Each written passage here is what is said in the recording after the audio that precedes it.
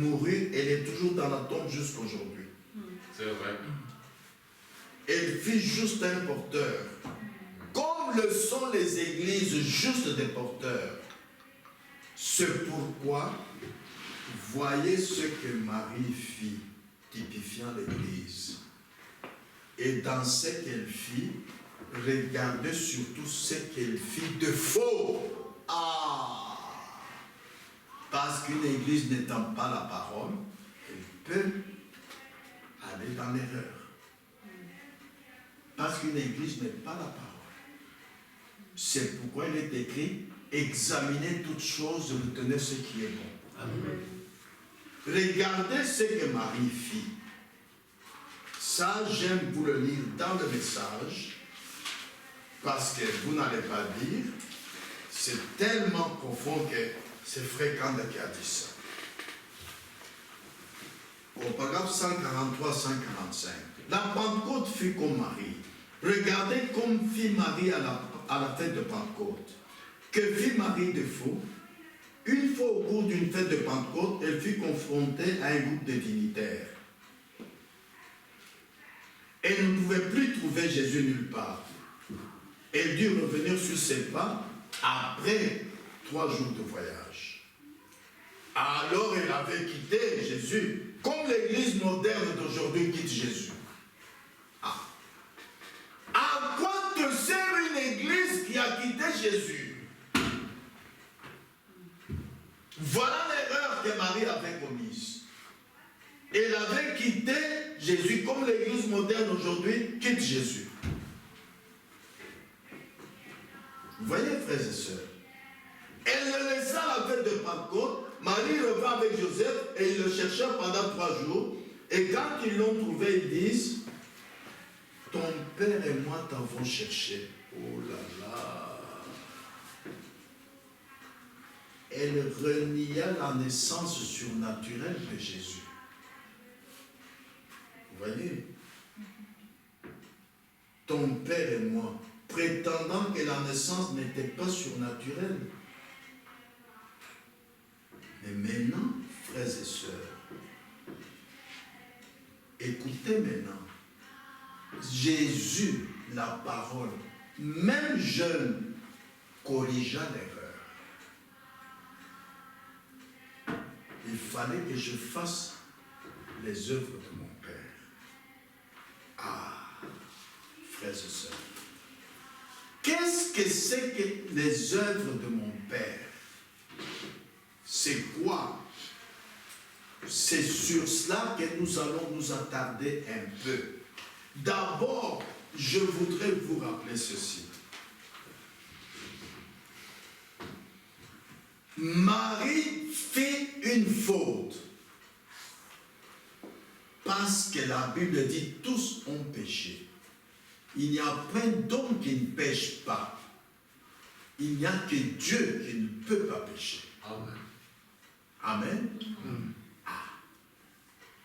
Maintenant, frères et sœurs, Marie, après avoir commis cette faute, Jésus la reprend et lui dit, il fallait que je fasse les œuvres de mon Père. Vous voyez? Alors, quelles sont les œuvres de son Père? C'est ce que nous allons examiner ensemble maintenant. Nous allons lire cela, toujours dans le message.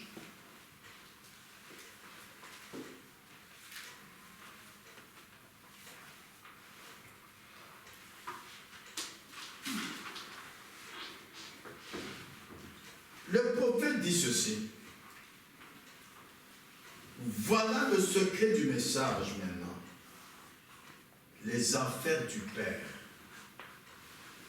Il fallait que je fasse les affaires du Père. Qu'est-ce que les affaires du Père? Pourriez-vous penser à ce qu'étaient les affaires du Père pour lui, pour Jésus? C'est accompli ce que dit Ésaïe, une vierge concevra. Accompli ce que dit encore Ésaïe, le boiteux bondira comme un cerf. Et toutes les choses qui devraient se produire, comme dit Moïse. Le Seigneur votre Dieu suscitera parmi vous un prophète comme moi. C'était les affaires du Père d'accomplir cette parole. Eh bien, si cela arrive au travers des tiges de ces formes naturelles, qu'en est-il des tiges de ces formes églises spirituelles? Il s'agit de vous et moi-même. Amen. Ça, c'était des formes naturelles qui ont produit cela. Jésus est sorti du ventre de Marie, mais il n'était pas de Marie. Ne dites jamais, je suis de l'assemblée d'elle. C'est une erreur biblique. Dites, je suis de Christ. Je suis chrétien. Jésus n'était pas de Marie. Marie n'était que le porteur de la semence. La semence n'hérite pas avec la balle. La balle porte la semence. Mais toute la valeur va dans la semence, pas dans la balle. Aujourd'hui, on vend beaucoup les églises. Oh, mais votre église est en erreur. Oh, quoi? Quand Nicodème est venu de chez les pharisiens qui est en erreur vers Jésus, Jésus lui a dit, tu es dans une mauvaise église? Non. Il lui a présenté tout simplement la parole. Amen. Chaque église peut porter la semence parole. La parole parlée est une semence. Amen. Amen. Ah. Nous allons y arriver. Mais comment est-ce que cette semence peut arriver dans ton cœur, mon frère, ma soeur, pour que ton église soit porteur de la semence?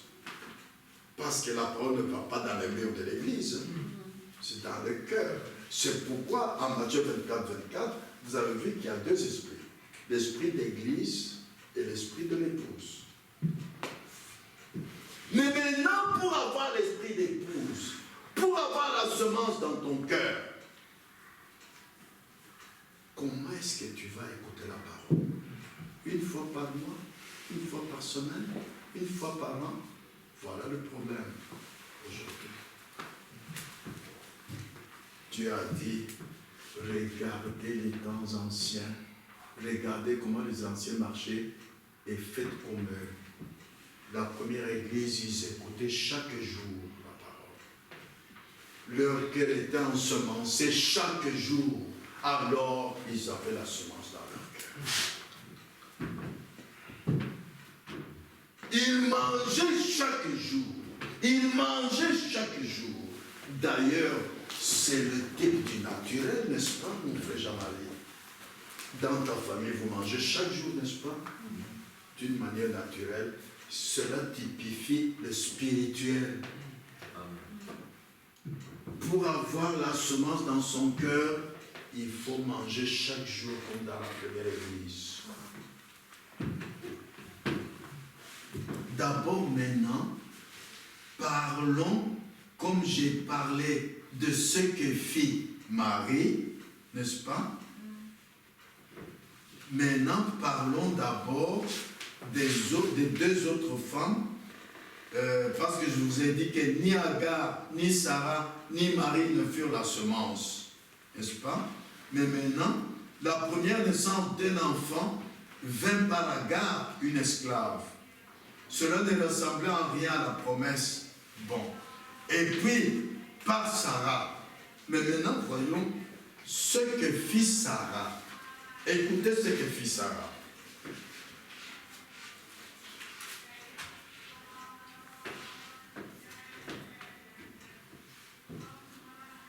Nos dénominations modernes. J'ai stocké.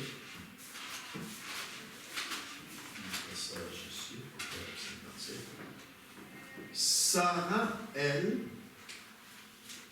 acquit la promesse. Sarah étant une femme qui est un type de l'Église, douta du programme original de la parole promise de Dieu et dit, toi, Abraham, mon mari, prends avec toi cette belle servante, vis avec elle et sois un mari pour elle, et Dieu donnera cette semence de la promesse à travers elle, et je prendrai l'enfant. Vous voyez? Le fait de contourner juste un petit iota changera le programme entier. Par conséquent, nous devons aujourd'hui prendre chaque parole de Dieu comme dans la Bible. Chaque parole de Dieu est vraie. Il ne faut pas écouter ce qu'un autre te dit. Jésus a dit que nous serons conduits par le Saint-Esprit. Voilà ce que les gens oublient. Dieu a permis que cette erreur soit commise pour vous servir d'enseignement biblique. Nos dénominations modernes sont ainsi. Elles s'appuient sur l'enseignement d'une théologie humaine qui essaye d'expliquer toutes ces choses. Et ils acceptent cela. Ils ne veulent pas prendre la parole qui dit que Jésus-Christ est le même hier, aujourd'hui, éternellement. Ils ne veulent pas prendre Malachie 4. Ils ne veulent pas prendre toutes les autres promesses concernant ce jour-ci. Et qui disent combien l'âge de l'Église, comme le prophète l'a dit, il y aura de la lumière au temps du soir. Ils ne prennent pas cela. Ils veulent utiliser autour de ce qu'une quelconque organisation pentecôtiste a tué il y a 100 ans et manger de la manne à moitié pourrie. C'est vrai, elle n'est pas bonne. Ceci va nous amener à parler de l'aigle. Remarquez, l'Église est si charnelle. Elle se nourrit d'une charogne mondaine, des choses mortes du monde, exactement comme le fait le vautour. La politique de l'Église, il ne laisse pas le Saint-Esprit envoyer un homme vers une église pour aller prêcher. Ils doivent avoir une politique, voir si la domination va le recevoir ou pas. Nous, les prédicateurs, nous en avons vu de toutes les couleurs quand nous voyageons. Pour qu'une église t'accepte pour prêcher, il doit faire toute une réunion. Hein. Le pasteur, le diacre, et ainsi de suite. Mais ce n'est pas ce que la Bible dit. C'est ça. Ils aiment le monde, ils s'habillent comme le monde, ils ressemblent au monde, ils agissent comme le monde, ils sont de vautours comme le monde, ils sont paresseux, mous, ils font des compromis. C'est comme ça, un point, c'est tout. Avez-vous déjà vu un aigle faire des compromis? Non, monsieur, il n'y a pas de compromis en lui. C'est pareil pour un chrétien authentique. Il n'est pas. Il va chasser jusqu'à ce qu'il trouve lui-même. Il trouvera sa nourriture à lui ou à elle. Il veut de la manne fraîche. Il va descendre et creuser jusqu'à ce qu'il la trouve. Tu peux veiller en prière chez toi, même toute une semaine. Tu cherches la face de Dieu. Tu cherches que le Saint-Esprit te conduise. Voilà un aigle. Ainsi, il est temps pour les aigles de ce jour de voler plus haut, Amen. De creuser dans les promesses de Dieu, de ne pas vivre de la nourriture de vautour qui a été tué il y a des années. Sortez de là.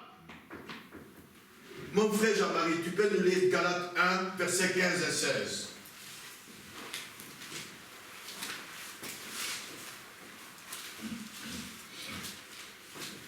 Galates 1, versets 15 et 16.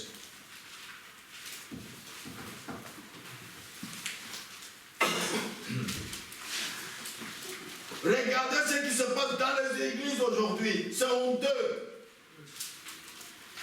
Alors que nous avons entendu le message du temps de la fin. Oui, tu peux lire. Galates 1, 15, 16. Mais lorsqu'il plut à celui qui m'avait mis à part dès le sein de ma mère et qui m'a appelé par sa grâce, de révéler à moi son Fils afin que je l'annonçasse parmi les païens, aussitôt je n'ai consulté ni la chair ni le sang. Je suis allé consulter ni la chair ni le sang. Quand Paul a été appelé, les pierres étaient déjà sorties de Pentecôte. Il n'est pas allé faire les pierres pour dire que dit l'Écriture ici. Que non, non, non. Quand Jésus a demandé à ses disciples, qui dit-on que je suis moi le Fils de l'homme? Ils ne sont pas dit, mais qu'est-ce que toi tu parles? Non. Quand Pierre a levé la main, il a donné la réponse. Jésus lui a dit, ce n'est ni la chair ni le sang qui t'ont révélé, c'est mon Père qui est dans les cieux. Voilà l'aigle. Un aigle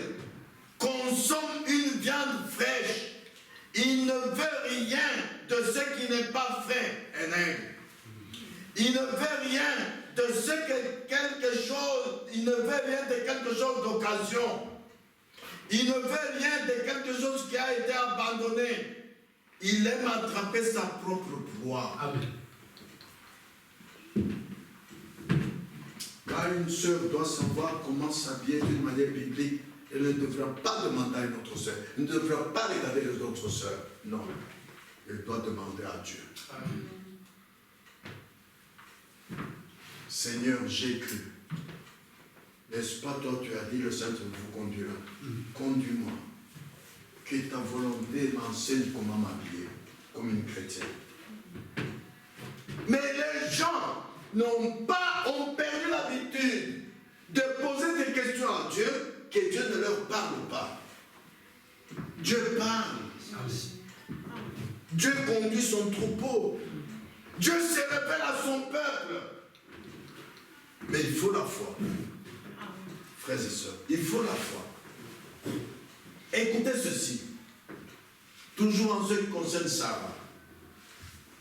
Il y a trop de vermine dans nos expériences aujourd'hui. Nos religions sont basées sur ce que quelqu'un d'autre a dit, que quelqu'un d'autre a dit, et que la promesse est pour un autre âge. N'est-ce pas dans les dénominations, on dit aujourd'hui, les miracles, ce n'est pas pour aujourd'hui, c'était pour le temps des apôtres. Oui, alors, même les frères et ceux qui ont écouté le message disent, oui, on ne doit pas, il ne faut pas nécessairement qu'il y ait des miracles au milieu de nous. Alors Jésus a menti alors, en disant, Marc 16, 17, voici les miracles qui accompagnent ceux qui auront cru. En mon nom, ils chasseront les démons. Ils imposeront les mains aux malades. Et Jésus a menti alors. Comment prendre la parole de la Bible et quelqu'un d'autre l'interprète pour vous? Non. Un aigle n'est pas ainsi. La foi, ce n'est pas ainsi. La foi, c'est celui qui cherche Dieu. Dieu est le rémunérateur de ceux qui le cherchent. Frères et sœurs, écoutez encore ceci.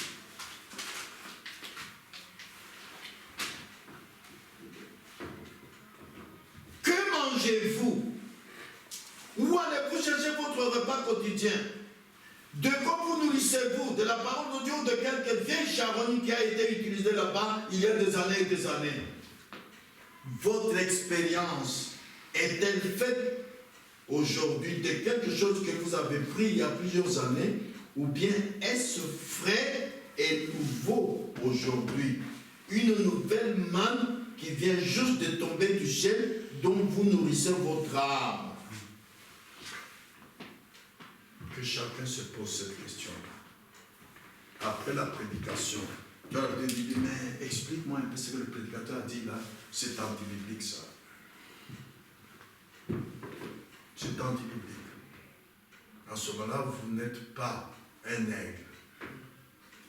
Un aigle, il vole très haut. Amen. Vers Dieu. Amen. Amen. Ah. Enfin, nous allons voir maintenant sur ce que fit Marie, qui a renié, qui a fait quelque chose de faux, en quittant Jésus et en reniant la naissance surnaturelle de Jésus en disant « Ton Père et moi t'avons cherché ». Elle ne devait pas parler ainsi, mais c'est normal. Elle est une personne et toute personne peut pécher. Toute personne, il n'y a pas d'homme qui ne pêche point. Et cela, c'est bon pour notre instruction, je vous l'ai dit, afin que nous sachions que, maintenant nous regardons Jésus, la parole elle-même, âgée seulement de 12 ans, simplement une toute petite chose qui se trouvait dans la table, corrigea l'église là-même. Marie était le type de l'église qui a commis une faute. C'est la parole qui a corrigé l'église. Amen. Amen. Ah, frères et sœurs, voilà quand la parole jeune qu'elle était, a dit, il fallait que je m'occupe des affaires de mon père. Je vous l'ai dit, c'est ça le secret du message. Aujourd'hui, on n'en parle presque pas. On n'entend presque pas cela dans nos prédications. Pourquoi est-ce que Dieu nous a appelés? Jésus a dit, celui qui croit en moi fera aussi les œuvres que je fais. Amen. Amen. Ah. Et Jésus a dit à Marie, il fallait que je m'occupe des affaires de mon Père. Voilà, nous devions savoir quelles sont les affaires du Père. Nous savons, d'après ce que Jésus nous a dit en Matthieu 24, 24, qu'il y a deux esprits dans l'Église. L'esprit d'Église, l'esprit du monde, l'esprit charnel. Ah, mes frères, tu as entendu ce que le prédicateur a dit aujourd'hui? Ah, mes frères, tu vois comment la soeur là-bas s'habille? Mais écoutez, les pèlerins exagèrent, mais pourtant cette soeur-là, elle a 20 ans dans l'assemblée. Ça, c'est l'esprit d'Église. Il y a aussi l'esprit d'épouse. Là, il faut être un aiglon. L'esprit d'Église, c'est un homme, une femme baptisée du Saint-Esprit et conduit par le Saint-Esprit. Et un esprit vient sur l'épouse pour faire les mêmes choses que Jésus fit. Vous vous demandez peut-être pas aujourd'hui, pourquoi n'y a-t-il pas de miracle dans nos assemblées? Vous ne vous êtes jamais posé cette question? Qui s'est déjà posé cette question dans son cœur parmi vous? Je vois une main, une seule, une deuxième. Mais c'est écrit dans la Bible, vous devez vous demander, mais pourquoi est-ce qu'il n'y a pas de miracle? Jésus l'a dit, voici les miracles qui accompagneront ceux qui auront cru. Amen. Et c'est nous qui sommes nés de nouveau qui avons cru. C'est nous qui sommes sortis du monde, sortis des dénominations qui avons cru. Mais pourquoi est-ce qu'il n'y a pas de miracle? Parce qu'il y a un esprit qui doit venir sur l'épouse pour faire les mêmes choses que Jésus fit. Et cet esprit, c'est l'aigle, l'esprit d'aigle, qui fait que chacun de vous consomme une viande fraîche.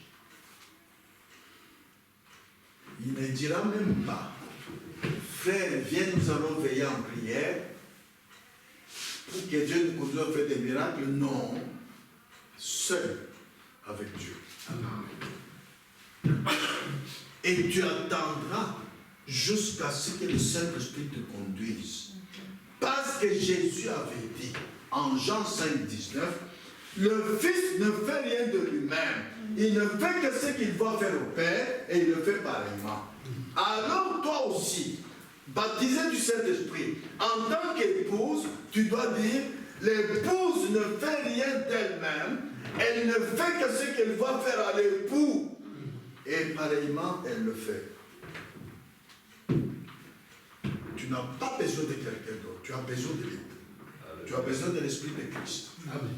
C'est lui qui va te conduire, non pas dans une partie de la vérité, mais dans toute la vérité. Avec l'esprit d'église, le diable peut imiter tout, je vous l'ai dit, sauf l'amour. Mais l'esprit de Christ vient sur l'épouse pour le conduire dans toute la vérité. Qu'est-ce que Jésus avait fait? Dans Luc 8, versets 1 et 2. Luc chapitre 8.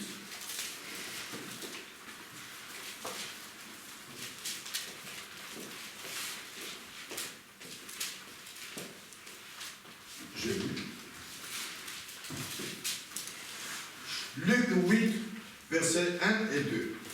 Ensuite, Jésus allait de ville en ville et de village en village, prêchant et annonçant la bonne nouvelle du royaume de Dieu.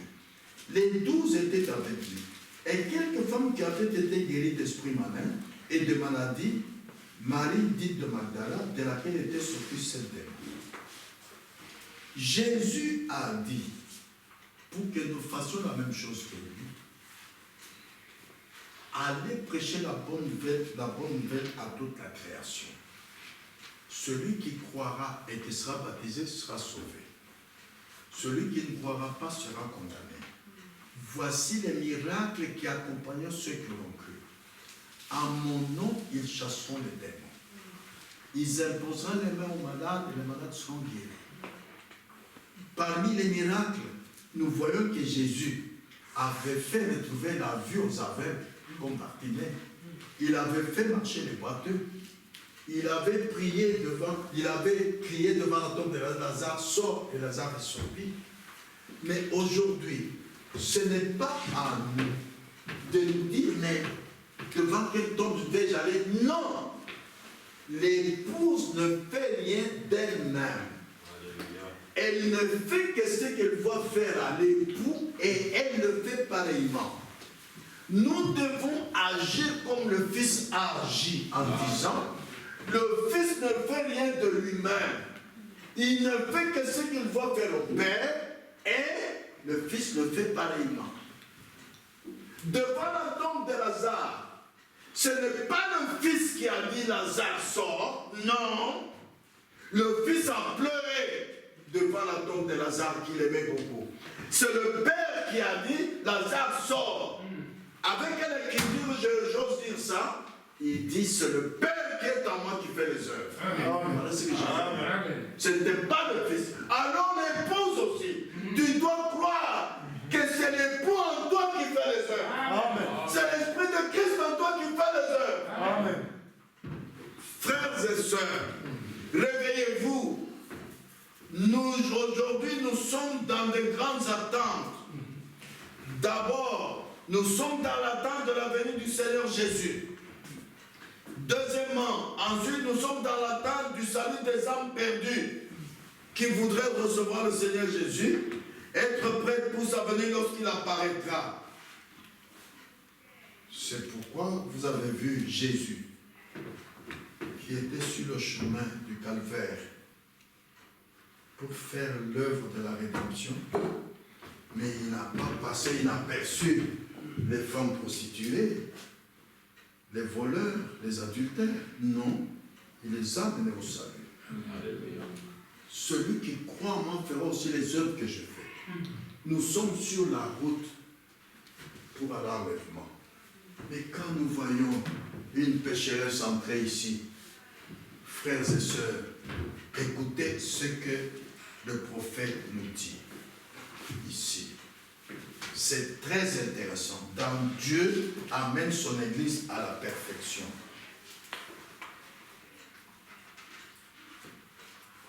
Au paragraphe 22.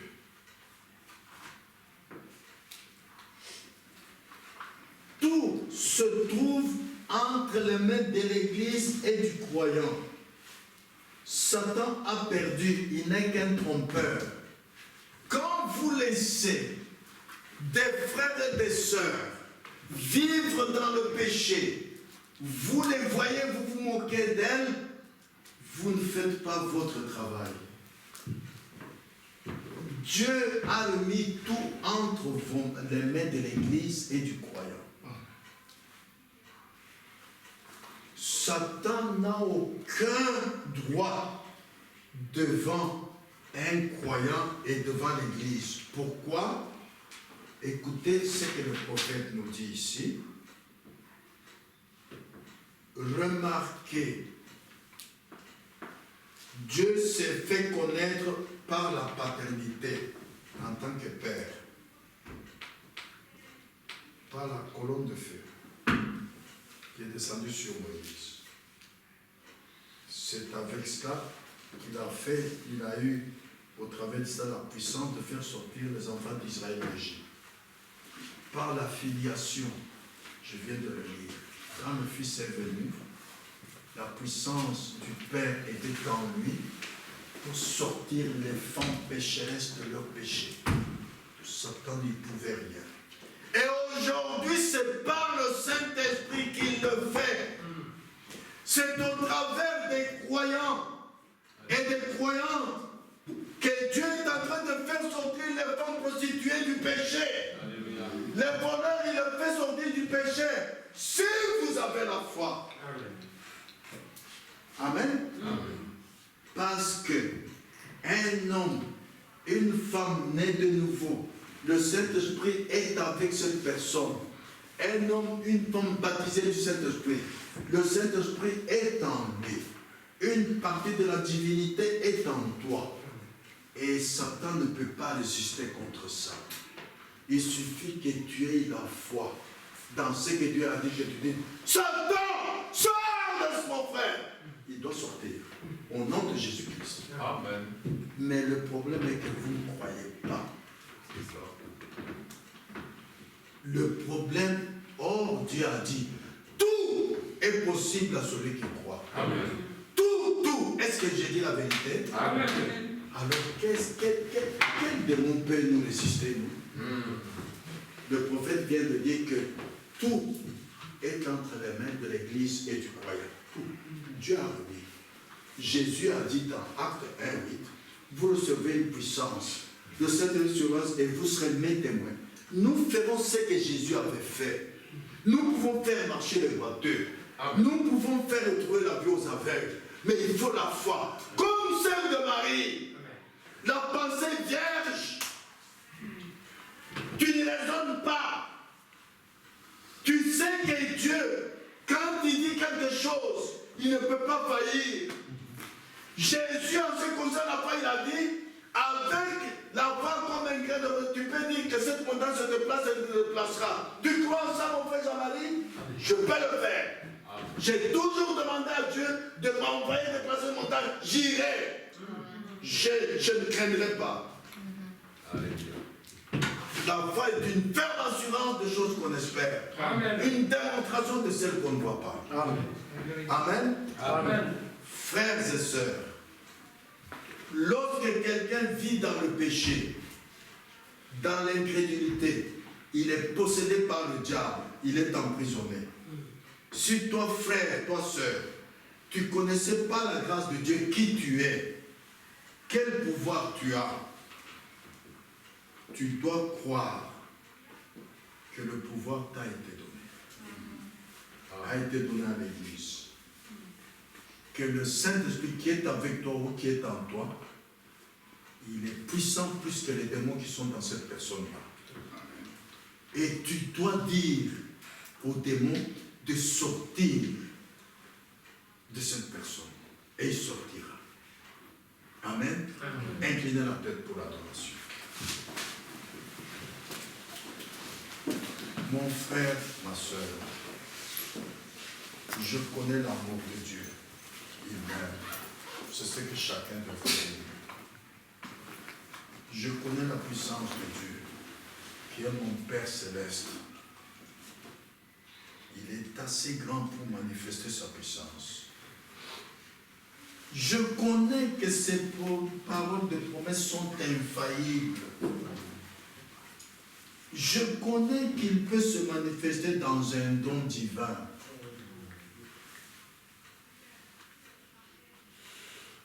Mon frère, ma soeur, nous avons cette assurance bénie que Jésus nous aime. Qu'il a vaincu le péché. Qu'il a vaincu la maladie. Qu'il a vaincu même la mort. Nous devions seulement nous attendre à la conduite du Saint-Esprit. Amen. Nous devions croire que le Saint-Esprit peut utiliser pour chasser les démons. Même un démon que tout le monde est en train de redouter, tu peux le chasser. Tout se trouve entre les mains de l'Église et du croyant. Satan perdu. Mon frère, ma soeur, sachant cela, à partir d'aujourd'hui, chaque frère, chaque sœur que tu verras vivre en n'étant pas neutre avec Dieu, vis cette écriture qui dit, si tu vois ton frère pécher, fais quoi? Dites tous à haute voix, faites quoi? Priez pour lui. Alors, en son malade, c'est que nous allons nettoyer toute notre assemblée. Parce que quand tu pries pour un frère ou une soeur qui n'est pas notre avec Dieu, tu fais ce que Dieu a dit dans sa parole. Amen. Dieu ne peut pas faillir. Amen. Il doit le faire. Amen. Amen. Amen. Ah. Ou même parfois, si tu as le courage, c'est un frère ou une soeur que tu connais bien, même aujourd'hui après culte, s'il y a un frère ou une soeur qui sait qu'il n'est pas notre avec Dieu, qu'il vienne ici à l'autel, nous allons chasser les démons. N'ayez pas honte. Il n'y a pas d'homme qui ne pêche pas. Si tu sais qu'il y a un péché dans ta vie qui t'empêche d'être en ordre avec Dieu, viens seulement ici. Quand nous aurons fini de prier tous ensemble, ce démon sera chassé au nom de Jésus-Christ. Je vous invite à vous lever et nous allons tous prier. Prions. Notre Père Céleste, Dieu très saint, je te loue, je te glorifie de m'avoir donné l'opportunité d'entendre le message du temps du soir, la parole révélée qui prépare l'épouse à participer à l'enlèvement. Merci Seigneur, c'est une grande grâce que tu m'as accordée. Beaucoup de gens qui vont dans les églises n'entendent pas les choses que moi j'ai entendues. C'est par ta grâce que je puis entendre cela. Et quand j'entends cela, je dois savoir que le Dieu qui a dit cela ne peut pas faillir. Tout ce qu'il dit, il le fait. Il est le Tout-Puissant. Satan a tout perdu. Il n'est qu'un trompeur. Il crie devant les gens qui ne connaissent rien, mais pas devant nous, en tant qu'Église épouse. Merci Seigneur. Je sais aujourd'hui que dans l'Église, il y a deux sortes d'esprits. Dans l'Église, il y a l'Église naturelle, il y a l'Église spirituelle. Je sais que les deux n'héritent pas ensemble. Non, Seigneur. Alors ouvre mes yeux pour que je sois toujours du côté de l'Église spirituelle, du côté de l'Église épouse. Merci, Seigneur. Bénis mes frères, bénis mes sœurs. Donne plus de courage à ceux qui ne sont pas avec toi pour qu'ils acceptent de venir ici pour qu'on puisse chasser le démon au nom de Jésus-Christ. Est-ce qu'il y a un frère, une sœur, dont son cœur le convainc qu'il n'est pas en ordre avec Dieu, de venir ici à l'autel? Nous allons chasser ce démon au nom de Jésus-Christ. Ce démon qui t'emprisonne n'est qu'un trompeur. Il n'a plus de droit. Depuis le jour que Jésus-Christ a dit, Père, c'est accompli.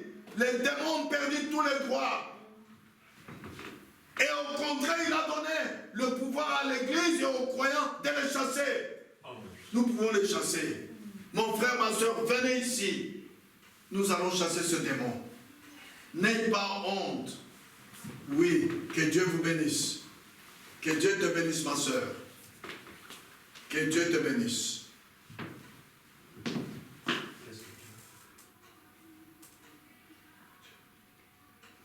Qu'est-ce que tu as, ma soeur? Ah oui? Je n'entends pas.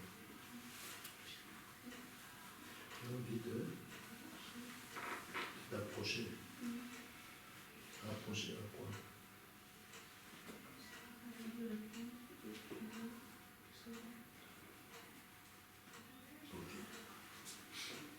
Notre Père Céleste, lorsque tu appelles quelqu'un à sortir du monde et que cette personne accepte, elle se met à ta disposition. Aucune personne n'a la force de vaincre Satan si ce n'est toi-même.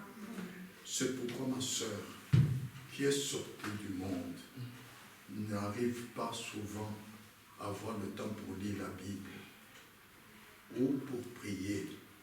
C'est pourquoi je dis, toi, Satan, qui empêche ma sœur de donner tout son temps à Dieu, de se mettre à prier ou à lire la Bible, au nom de Jésus-Christ, sors de ma sœur, qu'elle soit libre de pouvoir diriger sa vie en étant en ordre avec Dieu en toutes choses.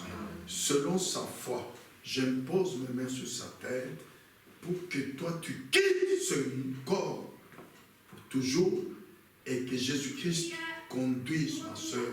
Je le demande avec foi au nom de Jésus-Christ. Amen. Amen.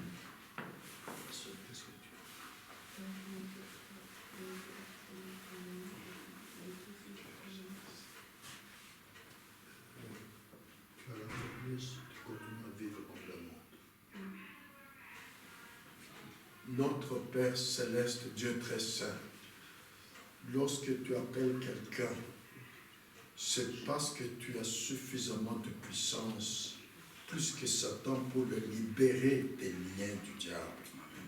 C'est pourquoi, ô Dieu Tout-Puissant, toi qui as dit n'aimez point le monde, ni les choses qui sont dans le monde, si quelqu'un aime le monde, l'amour du Père n'est point dans lui. Ma sœur continue, malgré elle-même, à aimer les choses du monde ou à vivre les choses selon le monde. Je te prie de la libérer, Seigneur. C'est pourquoi je dis, toi, Satan, qui emprisonne ma sœur à aimer les choses du monde, sors de ce corps. Alléluia. Au nom de Jésus-Christ, souviens-toi que ce jour-là, au Golgotha, quand Jésus a crié, Père, c'est accompli, tu as été vaincu. Et quand il est allé au séjour de mort, il a repris la clé qui était entre tes mains, de sorte que tu n'as plus aucun droit de posséder quiconque vient à Christ. Ma soeur est venue à Christ aujourd'hui. Elle se donne à lui. Père Tout-Puissant, au nom de Jésus-Christ, prends ma soeur ici dans ton pouvoir afin qu'elle soit complètement libérée des chaînes de Satan. En voyant sa foi, j'impose mes mains sur sa tête afin qu'elle soit complètement libérée du péché, qu'elle soit complètement libérée de l'amour du monde et qu'elle suive Christ.